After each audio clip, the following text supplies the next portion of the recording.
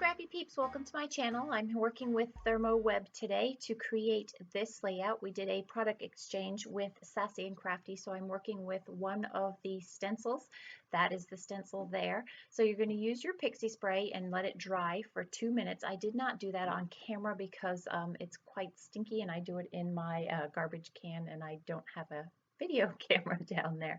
And now I'm using some Gina K Glitz glitter gel. So I am starting with the grass green and I am applying that through the stencil. So rather than creating a background with this stencil, I want to create some leaves for my layout. I also have here some white. What I didn't realize is I actually really wanted a yellow or a gold. And so I'm going to let that white dry and then I'm going to go with the gold over it. This is a brand new gold glitter. So I have to mix it up first. And so I'm going to go ahead and sort of make a variegated leaf per se by adding the gold to that. And then once that's down, I'm actually going to put a little bit more green on top again, just so that it doesn't look half green, half yellow, but you get more of that melded, mixed look in the middle of that. And I'm going to set that aside to dry. That is going to be technique number one. I will fussy cut those leaves once it dries though too. And then the next thing I am going to do, I am going to work with the Sassy and Crafty stamp on some flock to create some butterflies for my layout. And then I'm going to be working with foil. So 3 different techniques here. So this is an awesome stamp set with 3 lovely butterflies and some fun sayings. And I am going to stamp all 3 butterflies, 2 in the blue flock, and that is sky blue, and then 1 in the pink carnation flock as well. And I'm not going to show you all 3 of those, but literally I'm just going to stamp directly down to the flock, clean off my stamp, and then fussy cut that, which I will start to show you and then skip over. And it's this exact same process that I'm going to do for the other 3. I kind of have a tone on tone effect going there with my Catherine Pooler inks. I will tell you that the colors on the Catherine Pooler inks are not what stamp on the flock, so you do have to check it out and see. I just stamped on paper to get the right color, and then it pretty much carries over to the flock. Just remember that you are going to get that tone on tone effect and that you need to let it dry. So that was technique number 2, prepping for my layout. This is technique number 3. So I might be giving you a sneak preview of something coming up that I'm not supposed to show you, but I didn't realize that. So I'm working with some new toner sheets to be released soon. So you're getting a special sneak preview of that. One of them I am using, it's actually a different foil than what I'm used to using. I used the Rebecca Meyer Designs Mixed Media, and that's in Vintage Tin, but I really liked the gold color. It's sort of more of an Asian gold with a softer, more yellow gold to it. And then the next piece that I'm going to use is a pink quartz foil on the toner sheet there, and I'm going to use those to frame out my photos, or that is the plan. So that's all of my prep work using some fun ThermOWeb mixed media goodies along with some Sassy and Crafty. So be sure to check out Sassy and Crafty as well. And I want to watercolor a couple of these flowers so that my plan is to fussy cut them and to use a similar color to the collection that I'm using. So I'm playing with some CartaBella, and so what I've actually done is I've matched all of the colors to the colors that are in the collection there that I'm using. So that is all of my prep work. I'm going to watercolor a few of these and then fussy cut them, and I will spare you the agony of having to watch that. The other agony that I'm going to spare you is that I am going to fussy cut some flowers, and so these are all going to be complements to the flowers from the collection that I'm using from CartaBella. And that collection, which I am trying to find you, it's something garden. It's called Flower Garden. So one of the new releases. Some nice pastel, softer colors in green, that blue, and the pink really are the dominant colors in that. And so that is why I'm going with this color palette here. So I have decided that I have two pictures of myself. I thought about coloring them black and white, but I really like that pop of color in my shirt. So these photos are from last year, from the beginning of when we were locked down, and lockdown was much more serious and you literally didn't go anywhere. A neighbor friend of mine and I started walking 5Ks, and this was our first 5K. So I really liked the ripped border there. It gave a nice soft feel and worked well with the flowers, but I wanted something to ground that. I wanted that black and white strip to be at the bottom of my header, and that ripped border to the white edge looked really funny. So this really soft floral goes perfectly with all of the florals that are going to be scattered throughout the rest of the layout, and yet you have that sort of mint green aqua-y funky color, to just sort of ground it with that bolder shot of color. And it's especially needed because those butterflies are really pretty bold. So I'm cutting out the cut-apart cards, not because I want the cut-apart cards, but I want to save some of them.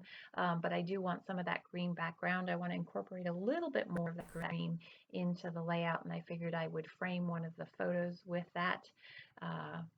And that would pull some of the green that's in the foliage and the leaves that I'm going to cut out. You can see them sort of all scattered around the layout there.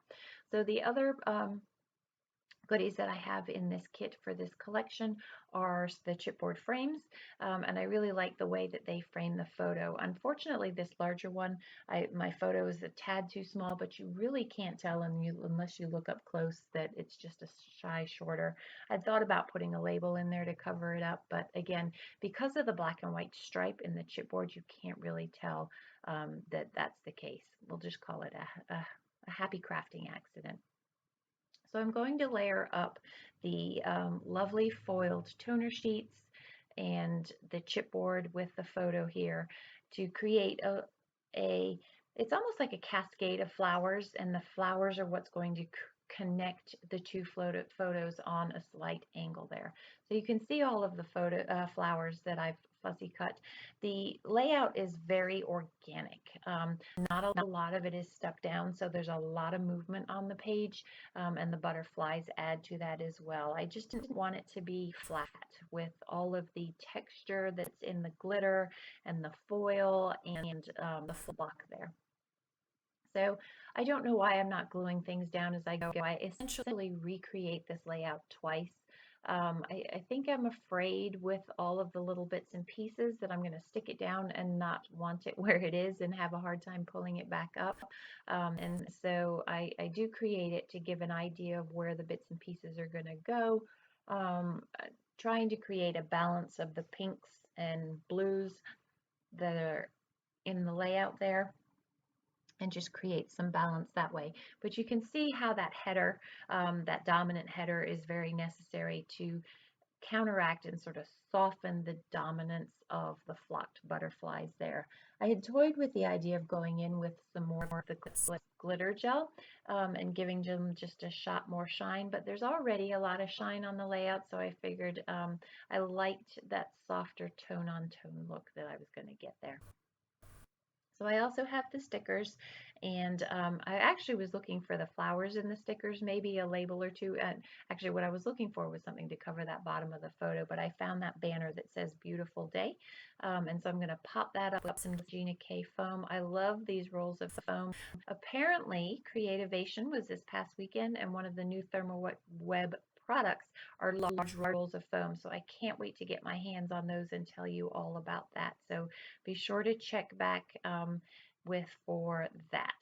So this is where I'm going to fussy cut a few of these flowers. You can't really see it as the layer that's behind the chipboard there. And so by fussy cutting them, you get a few more A, hints of gold, and B, sort of those florals integrated into the florals that are already in the patterned paper there.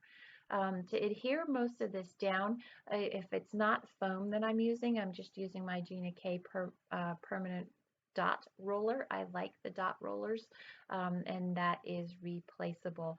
I could use the Ultra Bond, the liquid glue, the adhesive, but the thing with the liquid adhesive is once you set it down, it's pretty permanent. It's hard to come back up. It's hard to take it back up. And I really need the flexibility of being able to put things down and not have them be stuck down for good, given that I'm kind of rebuilding this for a second time. So the butterflies, I'm only putting the adhesive at the body of the butterfly so that the wings have that movement and they're loosely on the page. This page could definitely go into a page protector, and you would still get the looseness of it, but I think over time things would be flattened down. This is probably more of a put it in a hang it up and display it sort of page. So the leaves, I love that they are holding the dimension, sort of that fold and that curl to the leaf. The Glitz glitter gel really gives that depth to the paper that helps hold that shape of the paper there. So again, the leaves were created using some Glitz glitter gel and a Sassy and Crafty stencil and then fussy cut, and the butterflies are using a Sassy and Crafty stamp with some Catherine Pooler ink on some ThermOWeb flock, and just add some fun elements to the collection to help supplement it and create all of this movement really across the page. And you can see how the floral clusters connect the two photos, and it's almost like a bouquet in a way, or a banner with a swag of flowers around it. I am going to put a title on this page, however, I don't do that on camera. I wasn't sure whether I was actually going to label it to do with the 5K or do something boring like, you know, happy, or, you know, one of those generic words that often comes in thicker packs, but I went with 5K today because I wanted to point out that it was my first 5K. I have not actually journaled on the layout. I'm not sure that I want to. It's very busy with all of the florals and the butterflies on there, especially with all the different textures as well, so I may just journal on the back there. If I do journal, it might just be first 5K thanks to COVID and leave it at that. Maybe put a little bit more detail on the back there. If I had thought ahead, I could have put a hidden pocket, but honestly, I don't know that I knew when I set out to create this that it was going to be as busy as it is.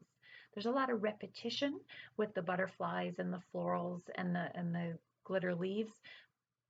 Even though that a lot of that is repeated, it's still got a lot of busyness to it, especially with the pastels and then the sort of more dominant weights of those heavy butterflies there. So that is going to wrap up my layout, other than the title, which, like I said, I'm going to do off camera. I have some close-ups that will follow, so be sure to stick around for those. If you have any questions about my process video or the techniques that I've showed you, please don't hesitate to leave those in the box down below. Thanks for stopping in today. I hope you're doing well. Come back again soon. Take care.